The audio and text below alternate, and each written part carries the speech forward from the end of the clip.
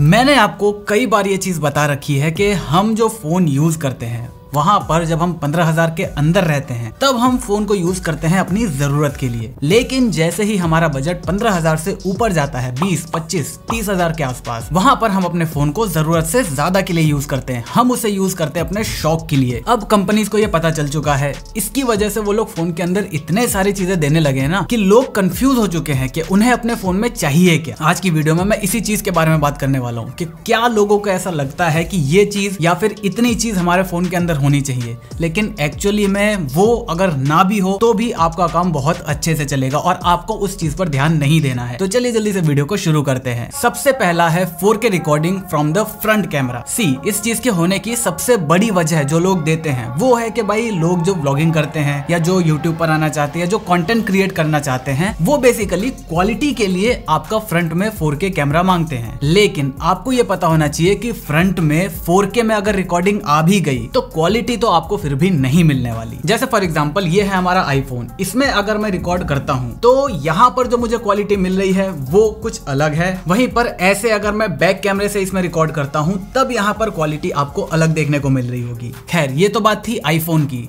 अगर हम budget phone के अंदर बात करते हैं, ये हमारा 20-25 हजार के आसपास का बजट फोन है। यहाँ पर अगर हम फ्रंट कैमरे से बात करें वीडियो रिकॉर्ड करने की तो यहाँ पर क्वालिटी और भी ज्यादा कम हो जाती है। अब इसके पीछे का रीजन जानते हैं। देखो, किसी भी स्मार्टफोन कैमरे को क्वालिटी देने के लिए 3 चीजें चाहिए। पहला सेंसर, दूसरा लेंस, तीसरा सॉफ्टवेयर। यहाँ पर जो हमारे फ्रंट कैमरा होते हैं वहां पर सबसे बड़ी दिक्कत आती है साइज की। साइज लेंथ में और साइज विड्थ में। आपने देखा होगा आजकल के जितने भी फोन आ रहे हैं उसमें आपको ये एक्सट्रूजन देखने को मिलता है, उभरा हुआ पार्ट देखने को मिलता है कैमरा सिस्टम के अंदर। ये इसलिए होता है क्योंकि अगर आपको बेहतर क्वालिटी देनी है, बेहतर रिफाइनमेंट देना है तो आपको या तो नंबर 1 ग्लास बहुत ही तगड़ी क्वालिटी का चाहिए। अब अगर आप इतनी तगड़ी क्वालिटी का इतना फाइन ग्लास बना रहे हो तो वहां पर आपकी कॉस्ट बहुत ज्यादा बढ़ जाती है। इस कॉस्ट को बचाने के लिए वो लोग प्लास्टिक का यूज करते हैं। और प्लास्टिक लेंसेज की अगर मैं बात करूं तो वहां पर जितने ज्यादा लेंसेज होंगे ना उतनी अच्छी क्लैरिटी आपको देखने को मिलेगी। तो इसी वजह से आपको ये एक्सट्रूजन देखने को मिलता है। यहाँ पर नंबर ऑफ लेंस ज्यादा यूज करे जाते हैं। ये हो गई इसके विड्थ की बात। लेंथ की अगर मैं बात करूं तो सेंसर साइज यहाँ पर काफी ज्यादा बड़ा होता है बैक कैमरास का, तो इस वजह से वो ज्यादा लाइट भी ले सकता है और क्वालिटी लाइट भी ले सकता है क्योंकि लेंस उसको ज्यादा अच्छे से रिफाइन करके भेज रहे हैं। लेकिन ये दोनों काम आपका फ्रंट कैमरा नहीं कर सकता क्योंकि आपका जो फ्रंट है वहां पर डिस्प्ले लगी हुई है, डिस्प्ले के अंदर से आपको कैमरा निकालना है। इसके बाद जो साइज है वहां पर आपके ईयरफोन्स वगैरह होंगे, दूसरे हार्डवेयर, जरूरी हार्डवेयर होंगे, तो इस वजह से भी आप वहां पर बहुत बड़ा सेंसर यूज नहीं कर सकते। अब जो लोग क्वालिटी की बात कह रहे थे उनका तो जवाब मिल गया कि आप चाहकर भी फ्रंट कैमरा से अच्छी क्वालिटी नहीं ले सकते क्योंकि हार्डवेयर आपके पास मौजूद नहीं है। अब आते हैं दूसरी बात।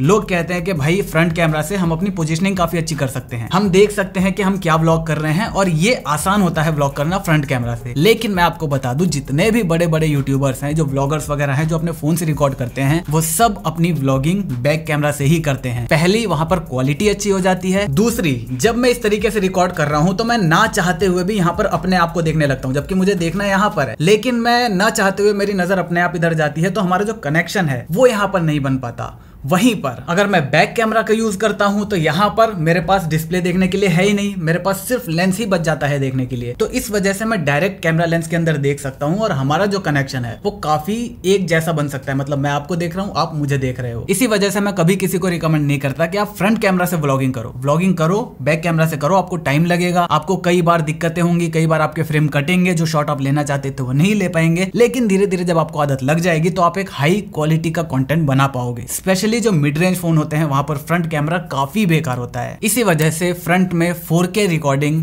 कंपनी देती भी नहीं है और आपको चाहिए भी नहीं, जरूरत ही नहीं है। हाँ, अगर मिल रहा है तो वो एक बोनस एड ऑन है। Number 2, gorilla glass. अब यहाँ पर लोग कहते हैं कि भाई अपने इस फोन की इतनी तारीफ क्यों कर दी, इसमें तो गोरिल्ला ग्लास 4 ही है, केवल गोरिल्ला ग्लास 5 ही है। इससे अच्छा तो आपका नोकिया 3310 है, उसके अंदर तो पता नहीं कौन सा गोरिल्ला ग्लास 100 है शायद, जिसमें आपको प्रोटेक्शन नहीं दी गई है। वो फोन को बिल्कुल बेकार बता देते हैं। जिसमें गोरिल्ला ग्लास कुछ भी है वो फोन उनके लिए अच्छा है। अब यहाँ पर सवाल आपका हो सकता है कि भाई जो कॉर्निंग कंपनी है वो इतना रिसर्च कर रही है, R&D कर रही है, करोड़ों रुपए लगा रही है अपने प्रोडक्ट बनाने के लिए, क्या वो लोग बेवकूफ बेवकूफ हैं? नहीं, मैं ये बिल्कुल नहीं कह रहा कि ये ग्लासेस खराब होते हैं। मैं ये कह रहा हूँ कि जिस तरीके से लोग इसको ओवर हाइप कर रहे हैं या फिर जिस तरीके से प्रमोट कर रहे हैं या जिस तरीके से इसको इंपॉर्टेंस दे रहे हैं आपके फोन्स के अंदर, जिस तरीके से हम अपने फोन का इस्तेमाल करते हैं, उसके रिगार्डिंग, उसके पर्सपेक्टिव में मैं बता रहा हूँ कि उतना ज्यादा यूजफुल नहीं है जितना इसको दिया जा रहा है इंपॉर्टेंस। देखो, मैंने ये चीज पहले भी कह रखी है, गोरिल्ला ग्लास या कोई भी ग्लास अगर कोई शील्ड प्रोवाइड कर रहा है या कोई आपका स्ट्रेंथ प्रोवाइड कर रहा है, उनका काम क्या होता है? दो काम होता है। पहला स्ट्रेंथ प्रोवाइड करना, दूसरा स्क्रैच से रजिस्ट करना। अब यहाँ पर एक बेसिक सी प्रॉपर्टी होती है किसी भी मटेरियल की कि अगर आप उसे हार्ड कर दोगे तो उसमें जो स्क्रैच लगने के चांसेस हैं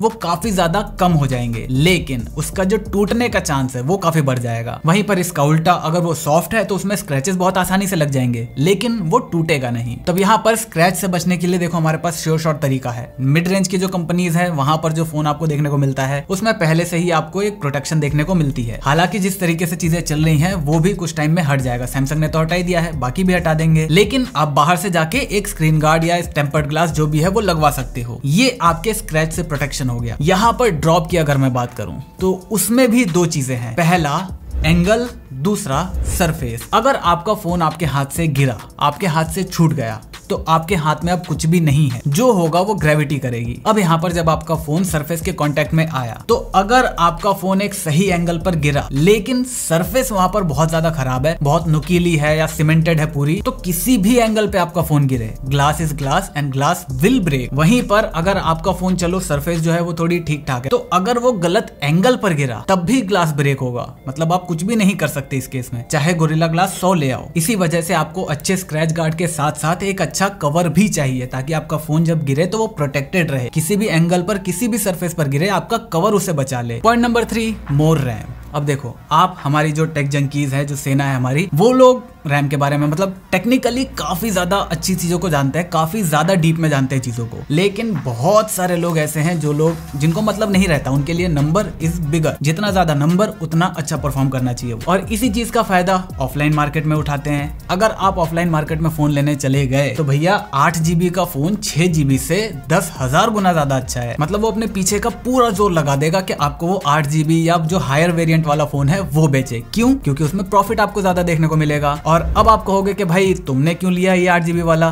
तो पहली बात तो 6 GB अवेलेबल था नहीं, दूसरी बात मेरा भी मन था कि मैं 8 GB या हायर वेरिएंट वाला फोन लूं, एक्सपीरियंस करूं कि जो लोअर वेरिएंट वाले, हर बार लोअर वेरिएंट ही लेता हूं मैं, जो बेस वेरिएंट होता है। अब की बार मैंने सोचा कि कुछ नया ट्राई करते हैं, देखते हैं कि एक्स्ट्रा जो मैं पैसे दे रहा हूं वो वर्थ है या फिर नहीं है। और कंक्लूजन मेरा यही निकला कि वो वर्थ नहीं है। ये 8 GB के साथ आता है, ऐसा कोई भी मतलब लगता नहीं है कि ये 8 GB का फोन है। चलो नया फोन है, अपडेट्स के साथ कुछ ठीक हो जाएगा। ये फोन हमारे पास पिछले 4-5 महीनों से है, इसके अंदर अपडेट्स आ चुके हैं, लेकिन अभी भी ये फील नहीं होता कि ये एक 8 GB वाला फोन है। इसी वजह से ज्यादा रैम आपको अच्छा लगेगा। अच्छा, दुकान वाला अगर आप जाओगे तो वो आपको इतने सारे वो दिखा देगा, मतलब उसके हिसाब से सिर्फ 2 GB रैम आपके फोन को बहुत ज्यादा फास्ट बना देगी। इतना फास्ट बना देगी कि आप दिल्ली से मुंबई 5 मिनट में जा सकते हो। इवन उसके हिसाब से अगर आप 8 GB या हायर वेरिएंट वाला फोन लोगे तो आपके फोन के अंदर प्री इंस्टॉल सारी हीरोइंस के नंबर आ जाएंगे और आप किसी को भी चाहो डेट करो। अब यहाँ पर ये सिर्फ इन दोनों का सीन नहीं है। अभी मैंने पोको का भी फोन यूज करा था, वहां पर भी हमारे पास हायर वेरिएंट वाला वो फोन था, वहां पर भी मैंने यही कहा कि ये 6 GB फील नहीं होता, आप बेस वेरिएंट की तरफ ही जाना। और जो 6 GB रैम है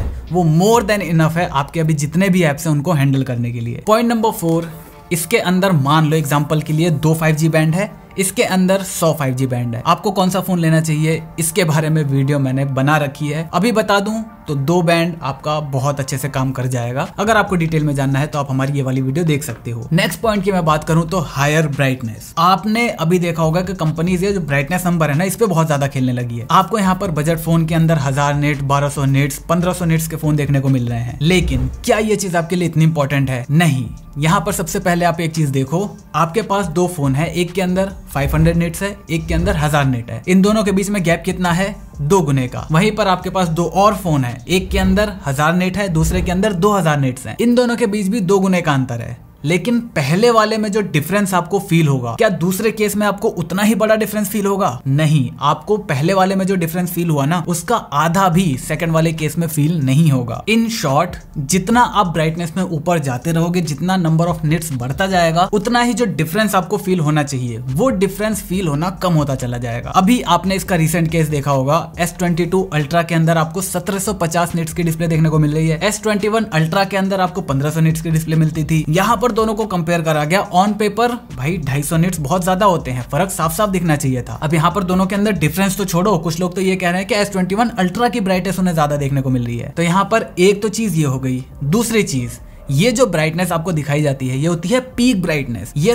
तब काम में आती है जब आप HDR कंटेंट देख रहे हो, या फिर आपका जो लाइट को सेंस करके ऑटो ब्राइटनेस पे काम करता है, वहां पर जब बहुत ज्यादा लाइट पड़ती है, तब वो आपके फोन को कमांड देता है कि भाई अपने मैक्सिमम ब्राइटनेस पर चले जाओ। वो चीज जनरली कब होगी? जब आप एक्सट्रीम धूप के अंदर जाओगे, और वो भी आपको तब मजा आएगा जब आप कुछ HDR कंटेंट देख रहे होगे। तो आप ही बताओ, धूप के अंदर HDR कंटेंट आप कभी देखोगे या कितनी बार देखोगे? पहली चीज तो ये हो गई। दूसरी चीज, आपने ये नोटिस करा होगा कि आप बाहर गए हो, धूप है, गर्मी हो रखी है, आप वीडियो रिकॉर्ड करते हो, अचानक से आप देखोगे कि आपकी ब्राइटनेस कम हो जाती है, या इवन आप धूप में बाहर गेम खेल रहे हो, आप ये देखोगे कि आपके फोन की ब्राइटनेस कम हो गई। ऐसा क्यों होता है? यहाँ पर आपकी जो LEDs रहती हैं, जब वो ग्लो करती हैं, ज्यादा जलती हैं, जितनी ज्यादा वो जलेंगी उतनी ज्यादा वो हीट भी प्रोड्यूस करेंगी। हीट वो भी प्रोड्यूस कर रही है, बाहर जो धूप पड़ रही है उससे भी हीट आ रहा है, और आपका फोन जो काम कर रहा है, जो प्रोसेसर काम कर रहा है, उससे भी हीट जनरेट हो रही है। तो इतनी हीट जनरेट होके आपका फोन ओवर हीट ना हो जाए, उसकी वजह से प्रोसेसर क्या कहता है कि भाई ब्राइटनेस को कम कर दो। तो इफेक्टिवली देखो, इतना कोई बहुत बड़ी चीज नहीं है आपको बहुत ज्यादा ब्राइटनेस वाला फोन खरीदना। तो ये थे वो 5 पॉइंट्स जो